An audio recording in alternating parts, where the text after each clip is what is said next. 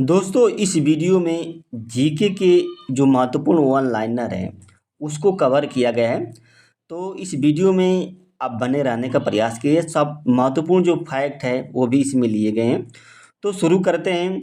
X किरण की जो खोज है किसने की थी? तो प्रोफेसर जे रंजन ने की थी। किसने? प्रोफेसर जे रंजन ने एक्स किरण की खोज की थी।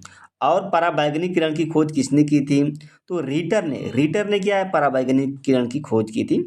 रीटर ने पराबैंगनी किरण की। गाड़ी के हेडलाइट एवं सर्च लाइट में किस दर्पण का यूज किया जाता है? तो देखिए अवतल दर्पण का यूज किया जाता है। जल में रखी जो परखनली है वह क्यों चमकती है? देखिए पूर्ण आंतरिक परिवर्तन के कारण जो होता है, जल में रखी परखनली है वो चमकती है। पूर्ण आंतरिक अपवर्तन नहीं, पूर्ण आंतरिक परिवर्तन के कारण वो चमकती है। और किस किरण की वेदन क्षमता सबसे अधिक होती है? देखिए गामा किरण जो होती है इसकी वेदन क्षमता सबसे अधिक होती है। और किस किरण का उपयोग जो है रोगियों की सेकाई के लिए किया जाता है? देखिए औरक्त जो किरणें हैं इनका यूज क्या होता है? रोगियों के सेकाई के लिए किया जाता है। और अगला क्वेश्चन देखते हैं। आँख कान, देखिए आँख कान नाक एवं दांत का जो डॉक्टर होता है किस दर्पण का यूज किया जाता है? तो देखिए अवतल दर्पण का यूज करता है। सोडियम परावर्तक जो लैंप है इसमें किस दर्पण का यूज किया जाता है? देखिए उत्तल दर्पण का यूज किया जाता है। किसका? सोडियम परावर्तक जो लैंप है उत्तल दर्पण का यूज किया जाता है। अधिक आवृत्ति वाली ध्वनि कैसी होती है? देख जिसकी आवृत्ति अधिक होती है तो वो पतली ध्वनि होती है, जिसे औरतों की ध्वनि क्या होती है? पतली होती है, श्रील कहते हैं। और जो कम आवृत्ति वाली ध्वनि होती है वो मोटी है, जिसे ग्रेव कहते हैं। ग्रेव मोटी ध्वनि होती है जिसकी आवृत्ति कम होती है। और अनुदैर्ध्य तरंग का उदाहरण कौन है? देखिए अनुदैर्ध्य तरंग का जो उदाहरण है वो ध्वनि तरंग है। ऐसी तरंगें जिनके माध्यम की जरूरत नहीं होती है तो उस प्रकार की तरंगों को क्या कहते हैं? तो अयांत्रिक तरंगे या विद्युत चुम्बकीय तरंगे कहते हैं। अयांत्रिक तरंगे या विद्युत चुम्बकीय तरंगे कहते हैं। सभी विद्युत चुम्बकीय तरंगे किसकी बनी होती है? देखिए ये फोटान की बनी होती है। सभी विद्युत चुम्बकीय तरंगे जो होती है फोटान की बनी होती है। विद्युत चुम्बकीय इसमें कौन कौन से जो है विद्युत चुम्बकीय तरंगे नहीं है? देखिए अल्फा जो किरण है ये विद्युत चुम्बकीय तरंग नहीं है। बीटा किरण है ये भी विद्युत चुम्बकीय तरंग नहीं है। जो कैथोड किरण है ये भी क्या है? विद्युत चुम्बकीय तरंगे नहीं है। यानी कि ये विद्युत चुम्बकीय तरंगे नहीं है। सबसे बड़ी कोशिका किसकी होती है? देखिए शुतुरमुर्ग के अंडे की होती है। किसके? शुतुरमुर्ग के अंडे की। यानी कि जो ऑस्ट्रिच इग होता है इसकी सबसे बड़ी कोशिका होती है। कोशिका के अध्ययन को क्या कहते हैं? देखिए साइटोलॉजी जो होती है कोशिका के अध्ययन को कहा जाता है साइटोलॉजी। कोशिका के अध्ययन को साइटोलॉजी कहता है। सबसे छोटी कोशिका किस जीवाणु की होती है? तो माइकोप्लाज्म गैलीसेप्टिका। देखिए माइकोप्लाज्म गैलीसेप्टिका है ये सबसे छोटी कोशिका होती है। सबसे लंबी कोशिका किसकी होती है? जो तांत्रिक तंत्र है यानी कि न्यूरो सिस्टम होता है उसकी सबसे लंबी कोशिका होती है। और अशोक के समय देखिए अशोक के समय जो जनपद न्यायालय के जो न्यायाधीश थे उनको क्या कहा जाता था? तो राजुक कहा जाता था। मौर्य साम्राज्य में जो सरकारी भूमि होती थी उसको क्या कहते थे? तो सीता कहते थे। सीता, सरकारी भूमि को मौर्य साम्राज्य में सीता कहते थे। अशोक के दरबार में कौन रहता था? देखिए अशोक के दरबार में डियानीसियस नामक क्या राजदूत रहता था? डियानीसियस। अशोक किसका अनुयायी था? देखिए बौद्ध धर्म का ये अशोक अनुयायी था। और अशोक ने बौद्ध धर्म की दीक्षा किससे ली थी? उपगुप्त नामक जो बौद्ध भिक्षु था उसी से अशोक ने क्या बौद्ध धर्म की दीक्षा ली थी। पुलिस सेवा का जनक कौन है? देखिए लॉर्ड कॉर्नवालिस को क्या पुलिस सेवा का जनक माना जाता है। किस गवर्नर जनरल की जो समाधि है वो गाजीपुर में है? तो लॉर्ड कॉर्नवालिस की जो समाधि है कहाँ पे है? वो गाजीपुर में है। Lord Cornwallis. स्थानीय स्वशासन के जनक कौन है? लॉर्ड रिपन है। भारत में जो प्रथम जनगणना कब हुई थी? तो लॉर्ड मेयो के समय की गई थी प्रथम जनगणना। लेकिन व्यक्ति मतलब विधिवत रूप से जो होता है सिस्टमेटिक रूप से लॉर्ड रिपन के समय हुई है। भारत की आज़ादी के समय इंग्लैंड का सम्राट कौन था? तो देखिए जॉर्ज षष्ठम था, पंचम नहीं जॉर्ज षष्ठम था। भारत की आज़ादी के समय इंग्लैंड का ये सम्राट था। सुभाष चंद्र बोस में शहीद दिवस कब मनाया जाता है? तो 22 सितंबर को शहीदी दिवस मनाया जाता है सुभाष चंद्र बोस को। और अगला क्वेश्चन देखते हैं, मुस्लिम लीग ने प्रत्यक्ष कार्रवाई दिवस कब मनाई थी? तो देखिए 16 अगस्त 1946 को मुस्लिम लीग ने प्रत्यक्ष कार्रवाई दिवस मनाई थी। हरिजन सेवक संघ के संस्थापक अध्यक्ष कौन थे? तो घनश्याम दास बिरला थे। क्या? घनश्याम दास बिरला थे। होम रूल लीग आंदोलन की शुरुआत किसने की थी? देखिए होम रूल आंदोलन की शुरुआत क्या है? बाल गंगाधर तिलक एनी बेसेंट ने की थी। बाल गंगाधर तिलक।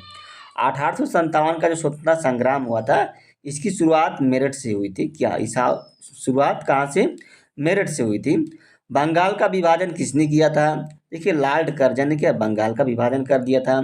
गुलामगिरी पुस्तक किसने लिखी थी? तो ज्योतिबा फूले ने क्या गुलामगिरी पुस्तक लिखी थी। ज्योतिबा फूले ने गुलामगिरी पुस्तक लिखी थी। स्वतंत्रता प्राप्ति के समय कांग्रेस के अध्यक्ष कौन थे? देखिए स्वतंत्रता प्राप्ति के समय कांग्रेस के अध्यक्ष जेबी कृपलानी थे। जेबी कृपलानी। कांग्रेस का प्रथम महिला अध्यक्ष कौन थी? तो श्रीमती एनी बेसेंट जो थी कांग्रेस की प्रथम महिला अध्यक्ष थी। और कैबिनेट मिशन दिल्ली कब आया था? तो 24 मार्च 1946 को कैबिनेट मिशन जो है वो दिल्ली आया था। तुम मुझे खून दो मैं तुम्हें आज़ादी दूंगा, इसका नारा किसने दिया था? तो सुभाष चंद्र बोस ने दिया था। किसने? सुभाष चंद्र बोस ने दिया था इसका नारा। विषाणु की खोज किसने की थी? देखिए विषाणु की खोज इवान विस्की ने की थी। किसने? इवान विस्की ने। जीवाणु का नामकरण किसने किया था? तो एहरेनबर्ग ने किया था। किसने? एहरेनबर्ग ने जीवाणु का जो है नामकरण किया था। और माइटोकॉन्ड्रिया की खोज किसने की थी? तो अल्टमैन नामक वैज्ञानिक ने क्या माइटोकॉन्ड्रिया की खोज की थी। लाइसोसोम की खोज किसने की थी? तो देखिए सीडे डूबे ने क्या लाइसोसोम की खोज की थी। सीडे डूबे ने। मलेरिया परजीवी की खोज किसने की थी? देखिए रोनाल्ड रास ने क्या मलेरिया परजीवी है उसकी खोज की थी। बैक्टीरिया की खोज किसने की थी? तो ल्यू वेन हाक ने क्या बैक्टीरिया की खोज की थी। ल्यू वेन हाक ने बैक्टीरिया की खोज की थी। रक्त समूह का खोज किसने की थी? तो देखिए कार्ल लाइन स्टीनर ने क्या रक्त समूह की खोज की थी। स्टेथोस्कोप का जो आविष्कार है किसने किया था? देखिए लाइनेक ने स्टेथोस्कोप का आविष्कार किया था। बीसीजी की खोज किसने की थी? जो बीसीजी का जो टीका है तो यूरिन कालमेट ने की थी। किसने? यूरिन कालमेट ने की थी। टीबी बैक्टीरिया की खोज किसने की थी? तो देखिए रॉबर्ट कोच ने क्या टीबी बैक्टीरिया की खोज की थी। रॉबर्ट कोच ने टीबी बैक्टीरिया की खोज की थी। और भक्ति आंदोलन को दक्षिण भारत से उत्तर भारत में कौन लाया था? तो देखिए रामानंद लाया था। रामानंद ने लाए थे। पुष्टि मार्ग के संप्रदाय की स्थापना किसने की थी? तो श्रीमद बल्लभाचार्य ने की थी। श्रीमद बल्लभाचार्य ने पुष्टि मार्ग की स्थापना की थी। और विजयनगर साम्राज्य की राजधानी कौन थी? हम्पी थी। पुर्तगाली यात्री डोमिंग पायस किसके दरबार में आया था? तो देखिए कृष्ण देवराय के दरबार में आया था। किसने? कृष्ण देवराय के दरबार में आया था। इट इटली का जो यात्री है निकोला कांटी। निकोला कांटी जो कहाँ का यात्री? इटली का यात्री है। ये विजयनगर के दरबार में किसके समय आया था? तो देव राय प्रथम के समय आया था। देव राय प्रथम। मनुचरितम की रचना किसने की थी? अलसनी पेद्दन ने की थी। किसने? अलसनी पेद्दन ने मनुचरितम की रचना की थी। अरबों के आक्रमण के समय सिंध पर किसका शासन था? तो देखिए दाहिर का शासन था। अरबों के आक्रमण के समय सिंध पर जो है दाहिर का शासन था। गजनी साम्राज्य का स्थापना किसने की थी? तो अल्पतगिन ने की थी। किसने? अल्पतगिन ने क्या गजनी साम्राज्य की स्थापना की थी अल्पतगिन ने। अशोक द्वारा निर्मित गुफा का क्या नाम था? तो देखिए विश्व झोपड़ी थी। विश्व झोपड़ी जो थी अशोक द्वारा जो निर्मित गुफा था। अशोक द्वारा जो निर्मित भाइब्रू या बैराट शिलालेख जो है कहाँ पे है? भब्रू या बैराट शिलालेख जो है यह राजस्थान में। कहाँ पे? राजस्थान में स्थित है भब्रू या बैराट शिलालेख। अशोक का जो कालसी शिलालेख है कहाँ पे है? देखिए उत्तराखंड में स्थित है। और अशोक के जो शिलालेख है इसकी खोज किसने की थी? तो पादरेटी फैनथेलर ने की थी। पादरेटी फैनथेलर ने की थी। यूरोप में सबसे बड़े जो मीठे पानी की झील कौन है? तो देखिए लेडो जेस्कोय है। लेडो जेस्कोय जो है यूरोप के सबसे बड़े मीठे पानी की झील है। स्विट्जरलैंड और ऑस्ट्रिया और जर्मनी की सीमा पर कौन सा झील है? देखिए कांस्टेंटे झील है। कांस्टेंट स्विट्जरलैंड ऑस्ट्रिया एवं जर्मनी की सीमा पर कांस्टेंट झील है।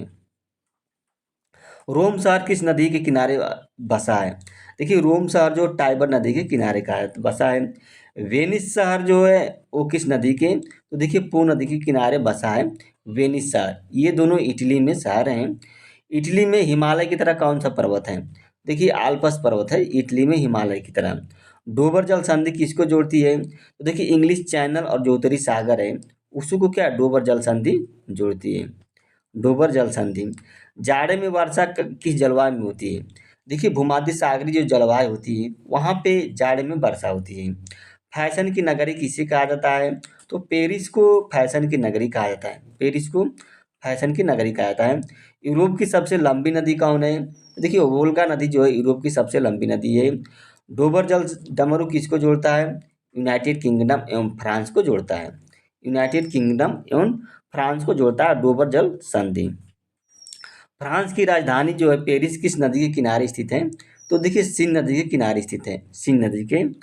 ऑस्ट्रिया, बुल्गारिया, चेक, स्लोवाकिया, यूगोस्लाविया, रोमानिया, इन देशों से होकर बहने वाली नदी कौन है, तो देखिए डेनिम नदी है। डेनिम नदी जो है इन देशों से होकर बहती है। यूरोप की सबसे ऊंची चोटी कौन है, तो देखिए एलबुर्ज जो कि रूस में स्थित है, यह यूरोप की सबसे ऊंची चोटी है। आल्पस पर्वत का विस्तार सर्वाधिक जो है किस देश में हुआ है, तो स्विट्जरलैंड में हुआ है। कहाँ पे, स्विट्जरलैंड में आल्पस पर्वत का सर्वाधिक विस्तार हुआ है। रक्त परिसंचरण की खोज किसने की थी, देखिए विलियम हार्वे ने क्या रक्त परिसंचरण की खोज की थी।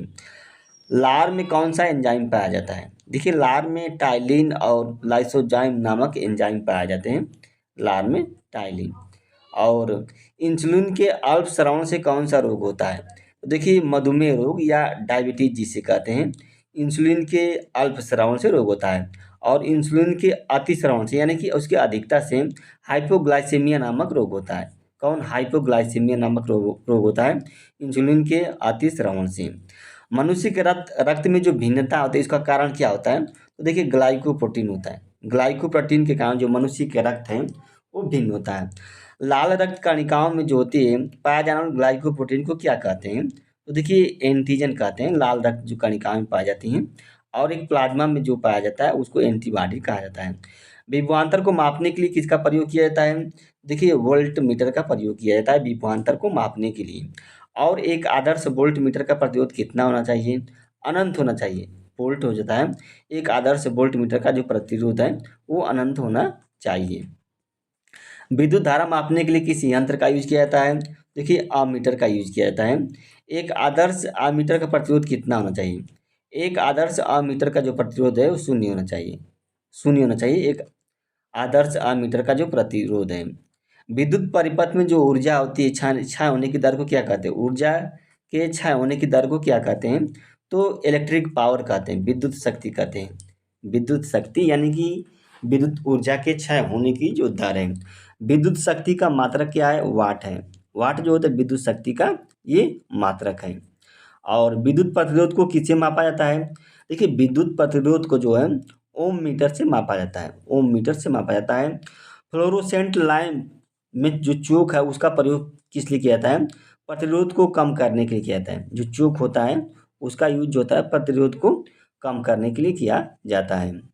किस विद्युत का परावैद्युत स्थिरांक हमेशा कितना होता है, तो एक से अधिक होता है। किसी भी विद्युत का मतलब परावैद्युत स्थिरांक। प्रतिरोध का एसआई मात्रक क्या है, ओम है। ओम जो है प्रतिरोध का क्या है, एसआई मात्रक है।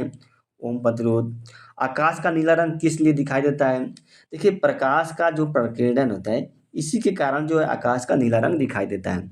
सीवी रमन ने रमन प्रभाव की खोज कब की थी, तो 28 फरवरी 1928 को की थी।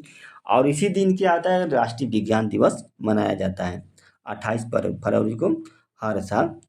और शांत क्षेत्र की जो ध्वनि होती है कितनी होनी चाहिए, 50 डेसिबल होना चाहिए शांत क्षेत्र की जो ध्वनि। औद्योगिक क्षेत्र की जो ध्वनि है वो 70 डेसिबल होना चाहिए। कितना, 70 डेसिबल होना चाहिए। तो आई होप कि ये वीडियो अच्छी लगी, इसको लाइक कीजिएगा। और जो हमारे